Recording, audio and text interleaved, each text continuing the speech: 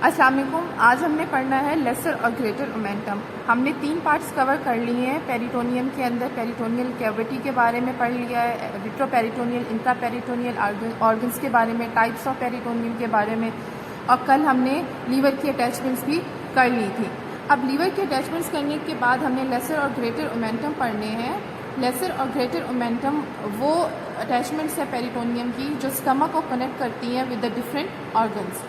तो उसके लिए आपको पहले स्टमक की एनाटमी समझने की ज़रूरत है। This is stomach. ये सारी इसोफेगस की ट्यूब है। आपने इसोफेगस को फर्स्ट ईयर में पढ़ा है। उसके बाद यहाँ से कार्डियक एंड शुरू होता है स्टमक का। कार्डियक एंड के बाद फंडस, बॉडी, एंट्रम और पाइलोरिक एंड बनता है। जहाँ पाइलोरिक एंड बनता है that is the end of stomach, और वहाँ से फूड डुओडेनम के फर्स्ट पार्ट में एंटर हो जाती है।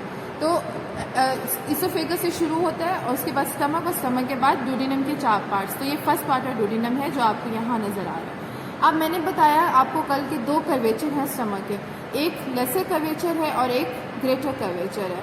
जो ये वाला कर्वेचर है this is greater curvature of the stomach, while the inner one is the lesser curvature of stomach. तो जो लेसर ओमेंटम है वो लेसर कर्वेचर ऑफ स्टमक से शुरू होता है, जबकि जो ग्रेटर ओमेंटम है वो ग्रेटर कर्वेचर ऑफ स्टमक के साथ हैंग कर रहा होता है। हमने पहले लेसर ओमेंटम की अटैचमेंट्स कर लेनी है। उसके लिए आपने ये डायग्राम देखनी है। See this is left hypochondrium और दिस इज राइट हाइपोकॉन्ड्रियम।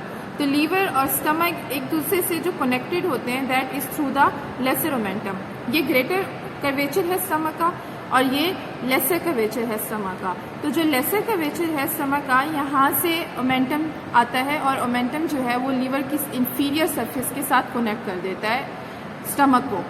जबकि ओमेंटम के आपको 2 पार्ट्स पता होने चाहिए कि एक तो सुपीरियरली ये लीवर के साथ कनेक्ट कर रहा है लेसर ओमेंटम, जब और नीचे ये है डुओडेनम के साथ लेसर ओमेंटम कनेक्ट कर रहा है। और अब लेसर ओमेंटम को यहाँ पे देखो कि ये डबल लेयर है पेरिटोनियम की, और ये लीवर के साथ कनेक्ट करता है और डुओडेनम के फर्स्ट पार्ट के साथ कनेक्ट करता है। सुपीरियरली लीवर के साथ कनेक्ट होता है और इंफीरियरली डुओडेनम के साथ। लेसर ओमेंटम के 2 पार्ट्स हैं, एक पार्ट को हिपैटोगैस्ट्रिक लिगामेंट बोलते हैं और एक पार्ट को हिपैटोडुओडेनल लिगामेंट बोलते हैं। उसके लिए इधर आ जाओ।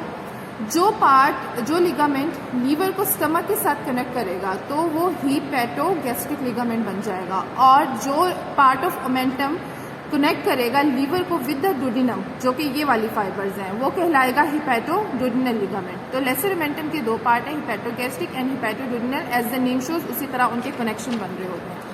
उसके बाद जो अगली बात है दैट इज कंटेंट्स क्या है लेसर ओमेंटम के।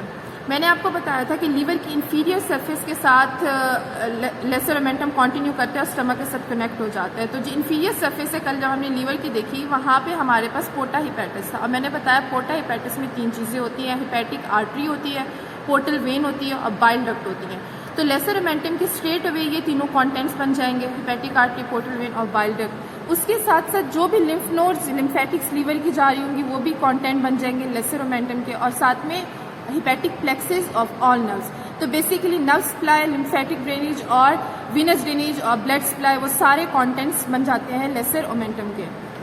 उसके बाद हमने जिस तरह से इसकी अटैचमेंट्स 2 हैं, एक डुओडेनम की तरफ है और एक लीवर की तरफ है, उसी तरह इसके कंटेंट्स को भी 2 तरह याद रखना है कि एक लीवर में ये कंटेंट्स होंगे, स्टमक और डुओडेनम में क्या कंटेंट्स होंगे। मैंने बताया कि ये लेसर कर्वेचर और स्टमक के साथ अटैच होता है। तो बेटा जब हम स्टमक पढ़ेंगे वहाँ लेसर कर्वेचर की जो ब्लड सप्लाई है आप पढ़ेंगे कि वो राइट और लेफ्ट गैस्ट्रिक वेसल्स हैं। जो यहाँ पे लेसर कर्वेचर के ऊपर वेसल्स पड़ी होती हैं वो गैस्ट्रिक होती हैं, जबकि ग्रेटर कर्वेचर पे जो पड़ी होती हैं वो गैस्ट्रो एपिप्लाइक होती हैं।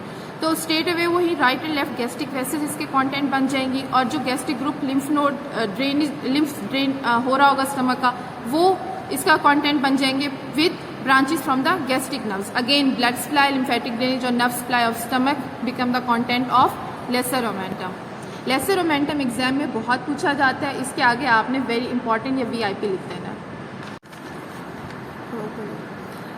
अब हमने ग्रेटर ओमेंटम को कवर करना है। तो ग्रेटर ओमेंटम कहाँ से शुरू होता है? ग्रेटर कर्वेचर ऑफ स्टमक से शुरू होता है। यहाँ पे आप डायग्राम में देखो, ये ग्रेटर कर्वेचर है स्टमक का और ये ग्रेटर ओमेंटम यहाँ से हैंग कर रहा है। इसकी ये सारी जो लेयर है ये हैंग करती है और लूप्स ऑफ इंटेस्टाइन्स को कवर करते हुए नीचे पेल्विस से ऊपर तक जाती है। तो it is present all the way to the abdomen. Start कहाँ से हुआ है? ग्रेटर कर्वेचर से शुरू है, ऑल द वे एब्डोमेन में ये ओमेंटम प्रेजेंट है। आप लोगों को ये पता होना चाहिए कि जो लेसर ओमेंटम है वो डबल लेयर है, जबकि जो ग्रेटर ओमेंटम है ये 4 लेयर्स ऑफ पेरिटोनियम से बनती है। हमने ये डायग्राम पहले पार्ट में कवर की थी। तो अगर आप लोग देखो कि ये स्टमक है, उसके इर्द गिर्द ये जो पहली लेयर है ये पहली लेयर है, उसके बाद ये दूसरी लेयर है और ये तीसरी है और फिर ये चौथी लेयर है। यू कैन सी कि जो फर्स्ट लेयर यहाँ से कंटिन्यू हुई थी वो आगे जाके चौथी लेयर बन गई, जो सेकेंड लेयर कंटिन्यू हुई थी वो यहाँ पे थर्ड लेयर बन गई। तो greater omentum is 4 layers of peritoneum hanging down from the greater curvature of stomach to the all loops of intestine.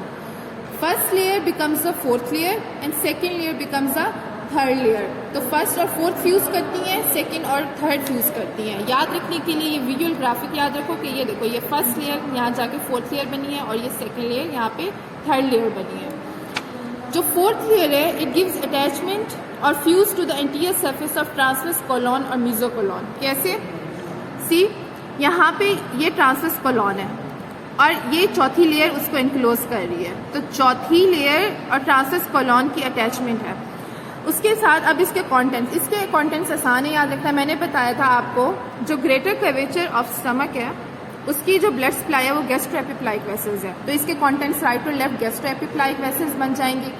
With that इसके कंटेंट में आएगा फैट। आप इस तरह याद रखोगे कि जो फंक्शंस है ग्रेटर ओमेंटम के वो मेन है ही यही कि ये स्टोरेज हाउस होता है फैट का ग्रेटर ओमेंटम।